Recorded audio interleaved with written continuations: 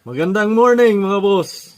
Ania na usab kita sa laing adlaw nga kita magapadayon sa toang pagkinabuhi.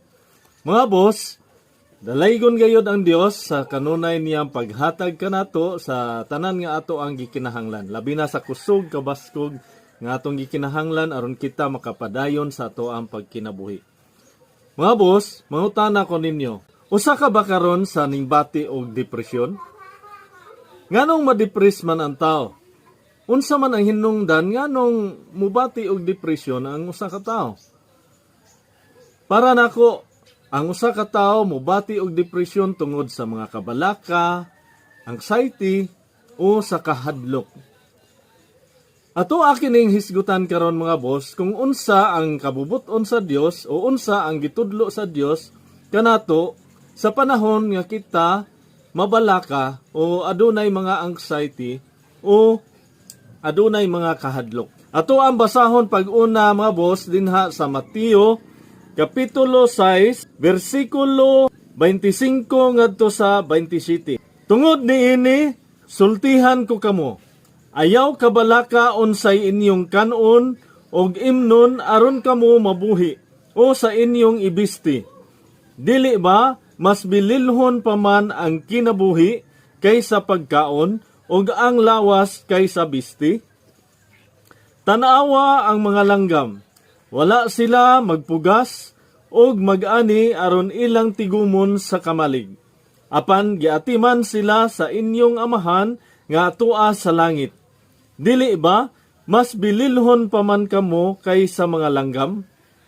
Kinsa man kaninyo ang makadugang sa gitason sa inyong kinabuhi, pinaagi sa pagkabalaka. Mga boss, dili day angay nga kabalak-an nato unsay ato ang kanon, unsay ato ang ibisti, tungod kay ang Dios, nagatiman man gani sa mga langgam nga kung ikumpara sa ato mas bililhon patakay sa mga langgam. Kung ato bitong basahon dinha sa Filipos 4 versikulo 6 ngadto sa city mga boss, ginaingon sa pulong sa Dios dinha.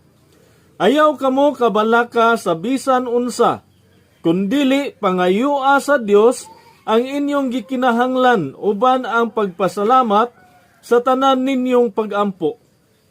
Ug ang kalinaw sa Dios nga dili matugkad sa tao manalipod sa inyong kasing-kasing ug huna-huna diha sa inyong pagkahiusa kang Kristo Jesus. Dili day kita angay nga mabalaka mga boss. Ug sa panahon nga kita mabalaka, ang angay ra natong buhaton mao nga kita magampo. Atong pangayuon sa Dios ang tanan nga atong gikinahanglan uban ang pagpasalamat sa tanan nato nga pagampo.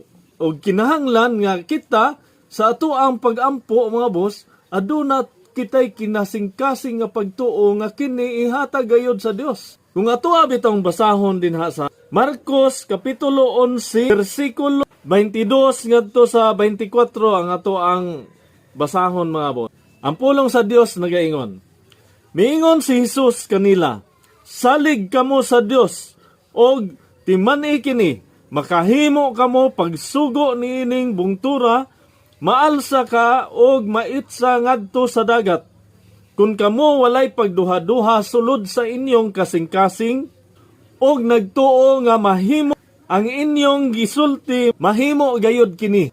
Tungod niini ingnon ko kamo, nga bisag unsa ang inyong pangayoon diha sa pagampo, tuohi nga madawat ninyo kini og mainyo gayud kini. Ingon niini mga boss, kung kita di ay adunay matinud-anon nga pagtuo sa atong kasing-kasing nga ang atong mga pangayo ngadto sa Dios pinaagi sa ato ang pagampo o pagpasalamat kaniya, ato ang tuuhan sa kinasing-kasing gayod nga madawat nato kini, madawat gayod nato kini.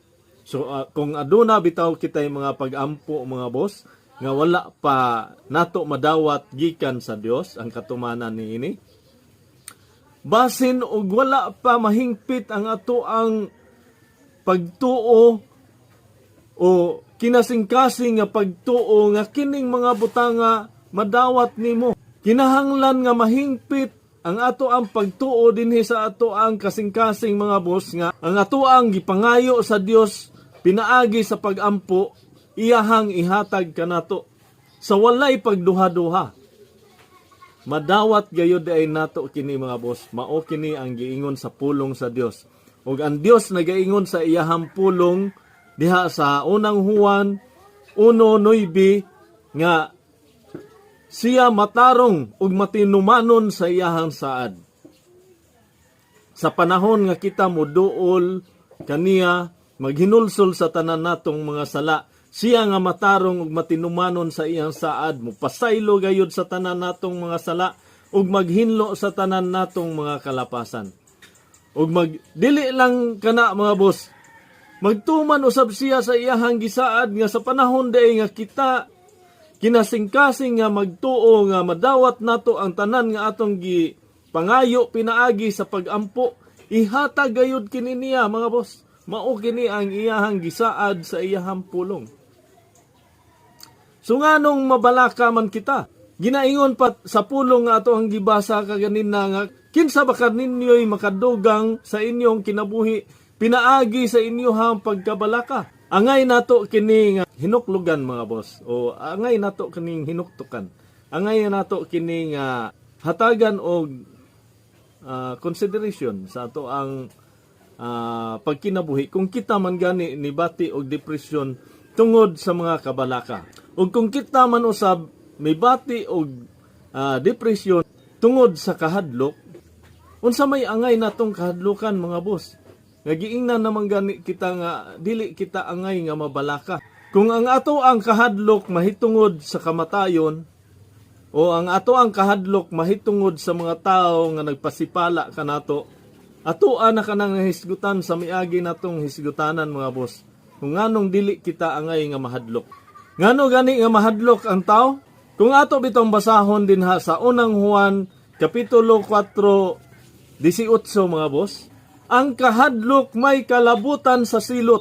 Nahadlok kita tungod kay nahasayod kita nga aduna kitay mga nabuhat nga mga butang nga nasukwahi sa kabubuton sa Dios. Ang ato ang mga kahadlok mga boss, mawagtang ragayod na sa panahon nga kita adunay kinasing-kasing nga pagdawat og pagtuo ngadto sa ato ang Ginoong Hesukristo. Pagtuo ngadto sa Dios. Kinsa man daay ang angay natong kahadlokan mga boss? Nahisgutan na usab kini nato. Kinsa man ang angay natong kahadlokan? Kung basahon bitaw nato dinha sa Mateo kapitulo 10 bersikulo 28 ngadto sa 31. Ang pulong sa Dios nagaingon, ayaw kamo kahadlok ni adtong mupatay sa lawas apan dili makapatay sa kalag. Kahadlok kay hinuon ninyo ang Dios nga makalaglag sa lawas ug sa kalag didto sa impyerno. Sa gamayng kantidad makapalit na kamog duha ka gagmayng langgam nga sayaw. Apan bisan pa ni ana, walay usa kanila nga mahulog sa yuta kun walay pagtugot sa inyong amahan. Bisan gani ang buhok sa inyong ulo inihapman. Busa ayaw kamo kahadlok kay labaw pa kaayo kamo bili kaysa mga langgam. Hiaw mo na mga boss. Dili gayud kita angay nga mahadlok sa bisan unsa pa man. Kinsay angay nato nga kahadlokan? Ang Dios. Angay kita nga mahadlok sa pagpakasala batok sa Dios. Tungod kay ang Dios makahimo paglaglag sa lawas ug sa kalag ngadto sa impyerno. Karon mga boss, ug kung tungod sa kahadlok o tungod sa inyohang gibati nga depresyon, inyohang patyon ang inyohang kaugalingon pinaagi sa paghikog o unsay inyohang buhaton aron pagkitil sa inyohang kaugalingong kinabuhi, mas mosamot ang inyohang sala ngadto sa atong Dios. Sikin sa man kita nga mukitil sa ato ang kaugalingong kinabuhi. Kung ato bitong basahon diha sa unang Korinto kapitulo 6, bersikulo 19 ngadto sa 20 mga boss, ang pulong sa Dios nagaingon, wala ba kamo masayod nga ang inyong lawas mao ang templo sa Espiritu Santo nga nagpuyo diha kaninyo, ug nga gihatag sa Dios kaninyo? Dili kamo ang tag-iya sa inyong kaugalingon kundili ang Dios. Gipalit na kamo niya busa, gamita ang inyong lawas alang sa himaya sa Dios. Mga boss, angay di ay nato nga gamiton ang atong kaugalingong lawas alang sa kahimayaan sa Dios. Dili kita angay nga mubati og kabalaka sa bisan unsa paman o mubatig kahadlok sa bisan unsa paman tungod kay maunay gusto ni Satanas nga ato ang bation. Tungod kay mao kana iyahan trabaho, iyahatang tintalon sa pagbuhat og dili maayo tungod sa mga kabalaka o sa ato ang mga kahadlok. Apan nadungog na nato ang pulong sa Dios, mga boss, kung unsa ang iyahang kabubuton. Ug angay nato kini nga hatagan og pagtagad sa ato ang pagkinabuhi. Mga boss, hinaot nga nakatabang kaninyo kining ako ang gi-share kaninyo. Ug open ang ato ang comment section kung aduna kamoy additional nga mga pangutana o additional thoughts mahitungod aning ato ang gihisgutan. Og hinaot nga ang Dios magauban kaninyo sa kanunay, magapanalangin kaninyo sa inyohang pagpadayon, sa inyohang pagpanikay-sikay sa pagkinabuhi. Og labaw sa tanan, ang Dios unta magapanalangin kaninyo og pagtuo mahitungod sa matuod nga mensahe sa maayong balita nga naghatag og kaluwasan pinaagi sa pagtuo kang Kristo Jesus. Dalaygo ng Dios og amping mo kanunay, mga boss.